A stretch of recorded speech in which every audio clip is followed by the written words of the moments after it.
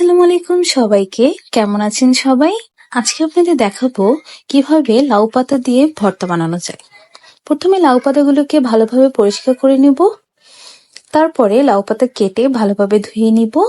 ধোয়া হয়ে গেলে একটি পাত্রে কিছুটা পানি দিয়ে ঢাকা দিয়ে সিদ্ধ বসিয়ে দিব।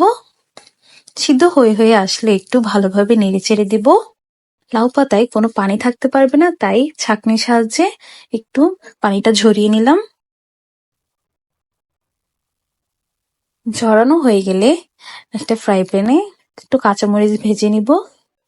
কাঁচামরিচটা লাল লাল ভাজা হয়ে গেলে উঠিয়ে নিব। ওই তেলের মধ্যেই রসুন আর পেঁয়াজ ভেজে নিব। রসুন পেঁয়াজটা লাল লাল করে ভেজে নিব। ভালোভাবে ভেজে নেওয়ার পর উঠিয়ে নিব। এরপর আবার একটু তেল দিয়ে লাউ পাতাগুলোকে ভেজে নিব, যাতে কোনো পানি না থাকে। লাউ পাতায় পানি থাকলে আপনারা খেতে স্বাদ পাবেন না। এরপর সবগুলো আমরা বেটে নেব। প্রথমে আমরা কাঁচা মরিচগুলোকে পাটায় বেটে নিব। ভর্তা পাটায় বাটলে খেতে আরো স্বাদ বেড়ে যায়।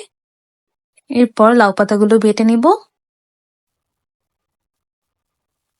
তারপরে পেঁয়াজ আর রসুনগুলো বেটে নিব। বাটা হয়ে গেলে একটু লবণ মিক্সড করে ভালোভাবে হাত দিয়ে মেখে নিব। এরপর এর মধ্যে একটু সরিষার তেল দিয়ে নিব। সরিষার তেল দিয়ে আবার মেখে নিব। মাখা হয়ে গেলেই তৈরি হয়ে যাবে লাউ পাতার ভর্তা।